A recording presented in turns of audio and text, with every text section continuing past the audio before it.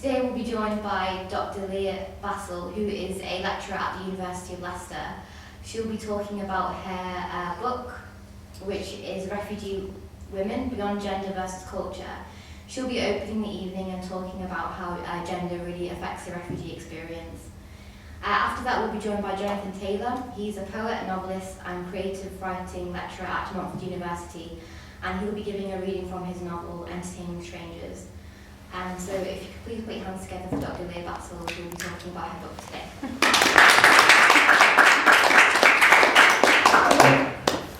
Thank you very much for that nice introduction, and I want to thank the organizers so much for doing this a second time for Refugee Awareness Week.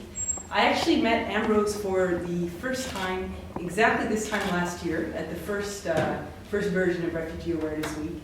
And by way of telling you the story to show what success this year is, I was invited at the very last minute. I got a panicked email from one of the organizers of the event last year saying, oh my God, we really need someone to sit on this panel because someone from another university, which shall remain nameless, I'm not saying any names, but just can't come at the last minute. So will you come? And I, at the time, was about 7 months pregnant, and I live in London, so I waddled to the station, and I came up, and it was a great success. But what I want to point to is the way in which these guys have come a long way in a year, because you don't need to call people from other universities and other cities that will remain nameless. You've created this really dynamic community of people here in Leicester that are so interested in these issues, that are showing up for these events all week. And I really think you deserve recognition for that, because that is a great step forward from what happened last year, which was already great, but you built on that, so very well done. And thanks also for asking me to talk about my work. That's always very gratifying and a pleasure. But what I want to start off by doing is actually speaking about somebody else's work.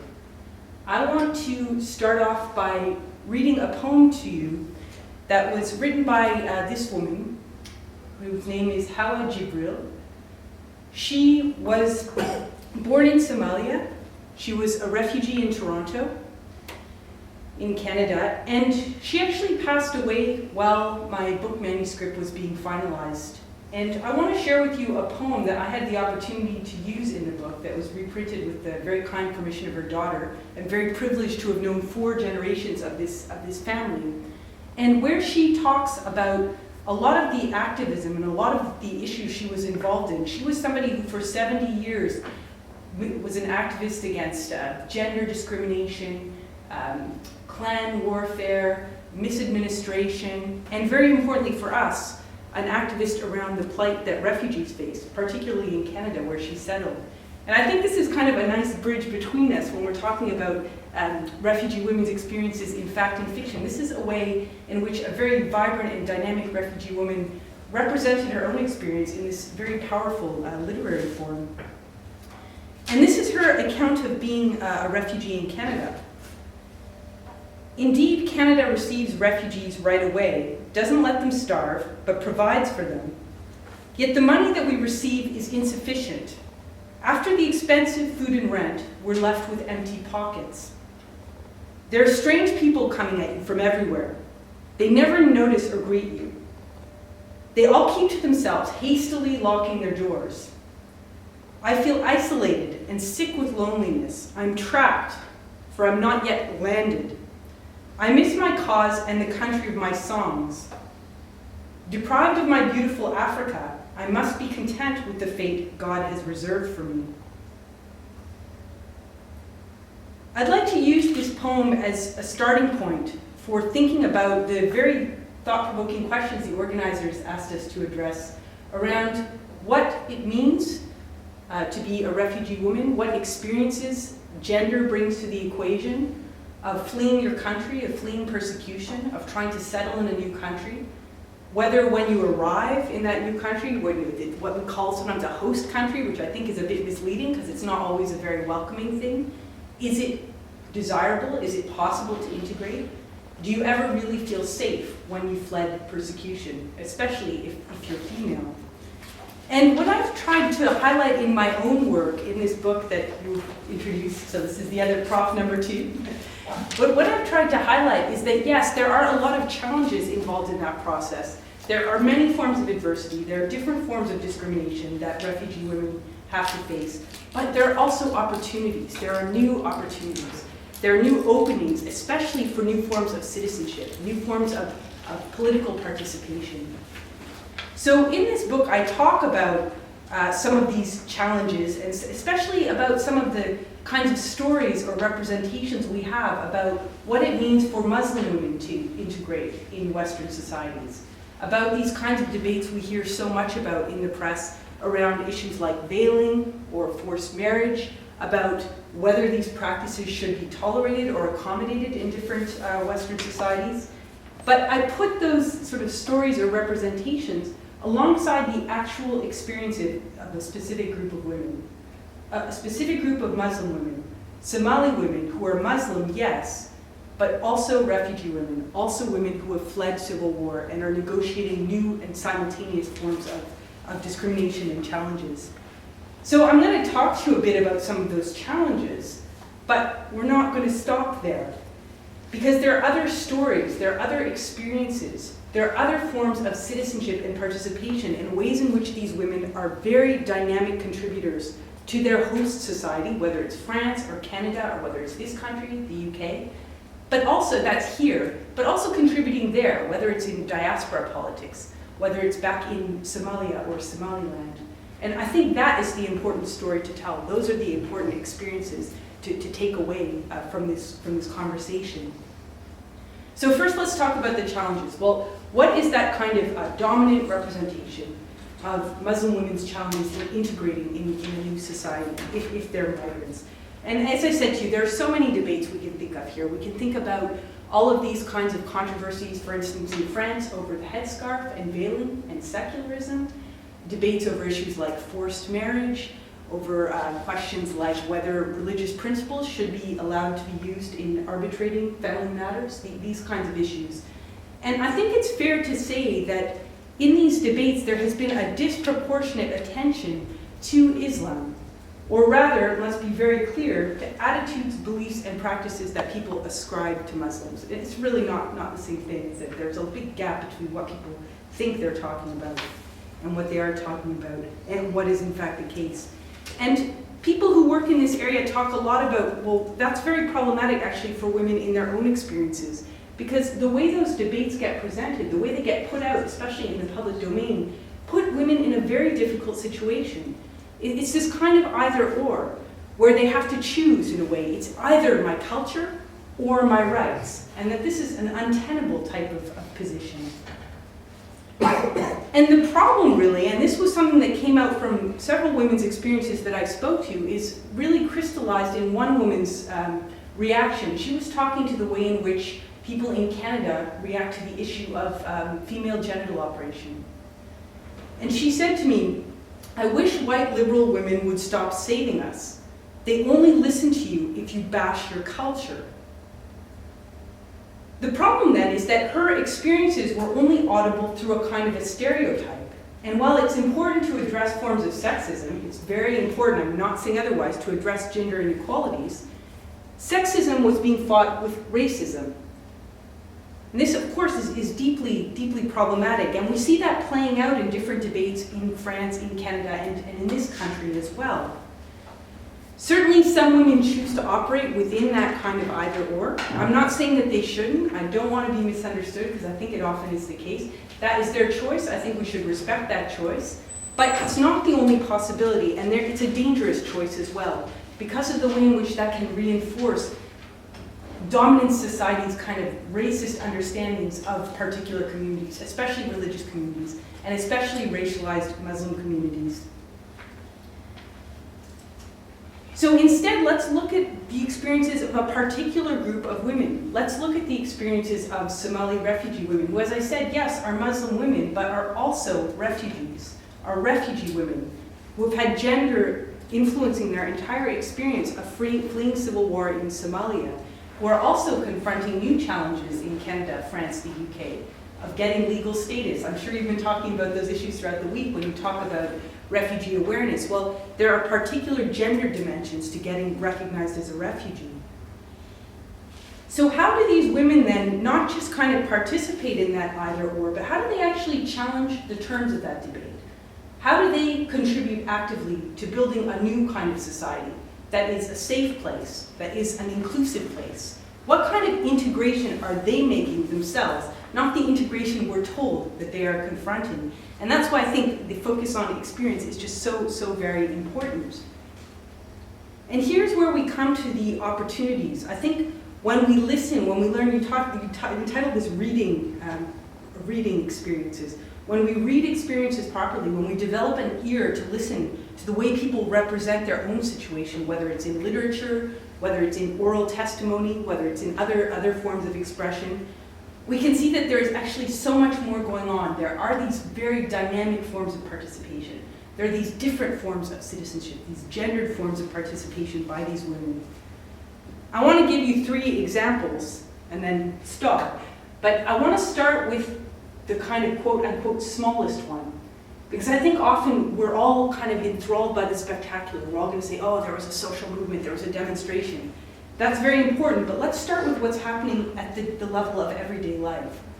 Let's think first and foremost about the ways in which experiences of migration, especially refugees' experiences, forced migration experiences, can lead to women renegotiating their roles within their families and within their communities. And that's a kind of micro-politics, right? And that's where, for example, in a new situation, when you arrive in Canada as a refugee woman, or in France or elsewhere, it may be the case that you are participating in a new or different way in the workforce. You may be participating in the public sphere in a way that you didn't where you came from. It may also be the case that your partner is losing occupational status, is not able to participate in the same way. But these are shifts in relationships, shifts in power, that can lead to new opportunities for women, that can lead to them redefining their social role and their identity in really important ways. We should be really careful about that. It's not a straightforward matter. And you asked me also to think about safety, whether it's possible to feel safe in a new society. Well, I think that renegotiation opens some positive opportunities, but I can tell you from the experiences of people I spoke to, it can also open up new forms of danger, vulnerability, especially to domestic violence when people's roles are shifting so much and the power relations in the home are changing so much. That can be even more dramatic, even more problematic if, for example, you having your papers to be able to stay in a country, whatever country, depends on your husband or your partner. So we have to kind of balance that out. We have those new opportunities, we have those transformations, but we have to be very, very cautious about what we say about them. Nonetheless, I do think they have that transformative power, and that's what I want to insist on, is that kind of opportunity. And the second way in which I think we can talk about opportunities for refugee women is, again, something that we tend to neglect when we're talking about all of these large-scale, well, were people marching in the street or not? And that is the very, very important way refugee women and other migrant women are really the backbone of local and community organizations. Whether we're talking about homework clubs or homeland associations, about mainstream social service provision, about diaspora politics, we can see the way in which women are really putting in the time, are really running the show, and are doing this in ways that are not always very acknowledged. We have to be careful again. We can think about the ways in which these associations maybe are not really an autonomous space. In France, for instance, there's a lot of discussion about, well, is that really something like a civil society thing, or is it just the French state reproducing colonial rule? Is it just a reimposition of what they were doing, for instance, in Algeria? Or if you participate in that organization, does that mean you're going to integrate better, or does that mean you're just sticking with your own people? I mean, these are debates we can have, right, about the role of associative life. At the moment, I'm working on a project as well, thinking about, well, what does austerity mean? What does it mean to have your budgets cut all the time? Will people in these different associations actually work together if there's less and less money to be able to do things and you're competing for these kinds of funds? So we have to be, again, careful about all those factors, but I want to stress again that these are opportunities. These are spaces where women who are scripted as victims, as either in that either or, as perhaps imperiled at the hands of men within the community in that kind of dominant narrative, are actually creating new spaces for themselves. They're creating new forms of citizenship. And we must recognize that. That is an imperative. A man I spoke to in my study insisted on this to me, and this was in Canada, where he said, highlight women from the grassroots who are now respected, otherwise it makes the work of women go to the garbage, as if the community is useless. There are role models, African women who exceeded expectations, who helped Somalis and the mainstream community. I ask you, make your report to recognize successes. What happened to what we did well? And that last sentence really hit me, actually, because there is so much of that emphasis on challenges or on forms of inequality or oppression within migrant communities. And here are these women who are exceeding expectations, who are acting outside of these stereotypes, who are laying claim to public space, who are making these new forms of citizenship. We have to be recognizing that, however ambivalent that process might be. They're not only talking about gender inequality within their communities, or patriarchal norms, or the abuse of women's rights in the name of religion. They're also talking about very important settlement issues that I'm sure you've been talking about the rest of the week, but things like employment and translation and mental health services, and being able to access safe and affordable housing.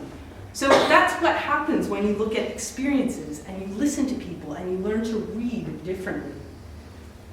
And finally, we can think of those spectacular moments, that kind of collective mobilization, the sort of social movements where we see these very spectacular moments of migrant women, of refugee women taking the stage and grabbing political attention and actually directly challenging the state. And that is very exceptional. It would be hard for most of us in this room to do those things, except for those of us who are of an activist bent.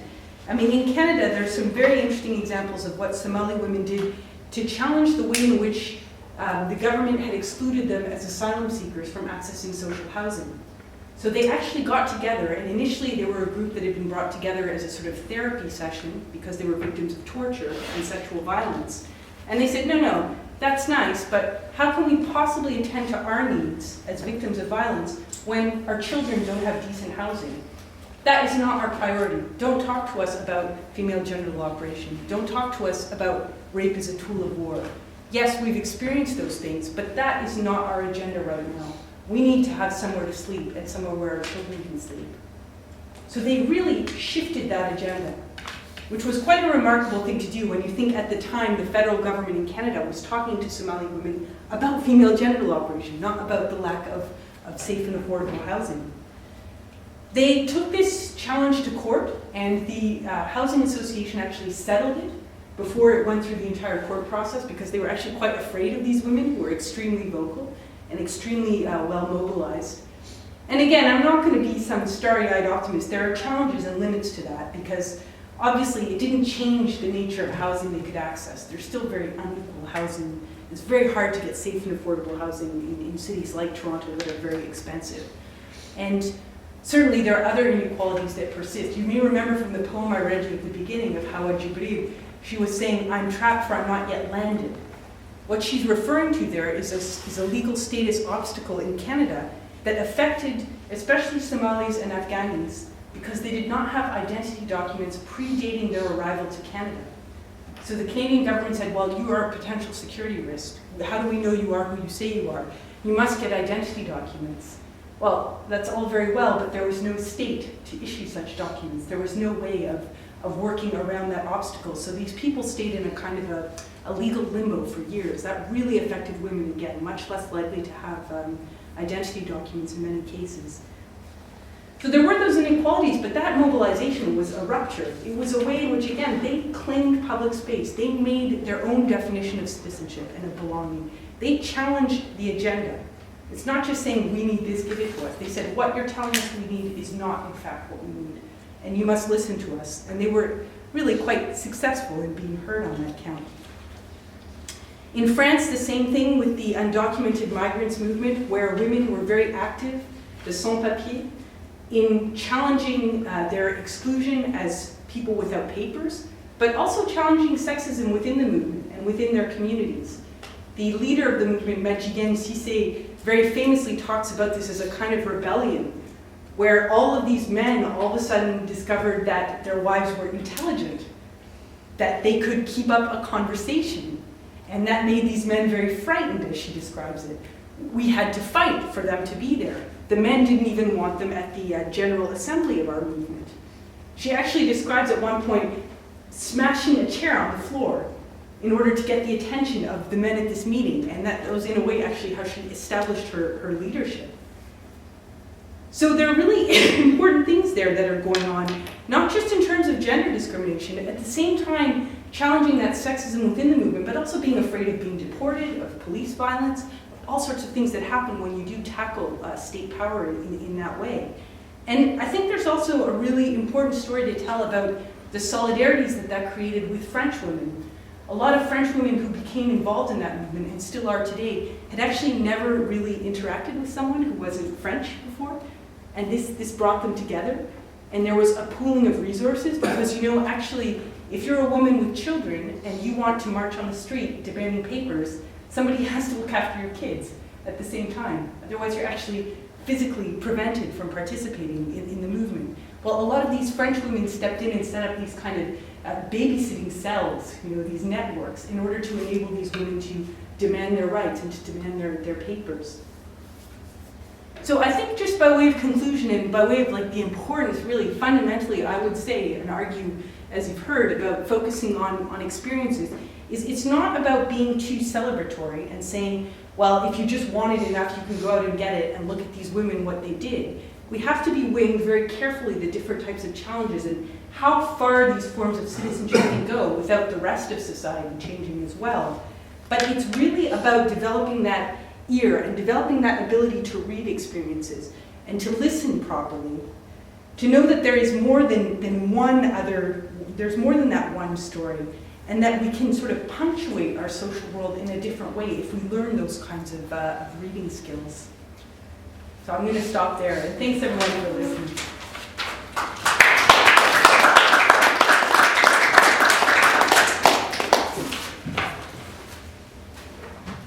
Thanks very much, Leah. That was a really thought-provoking discussion on how gender and cultural belief and kind of ethnicity really affect a refugee's experience, and how women have, in exceptional cases, challenged state power as well.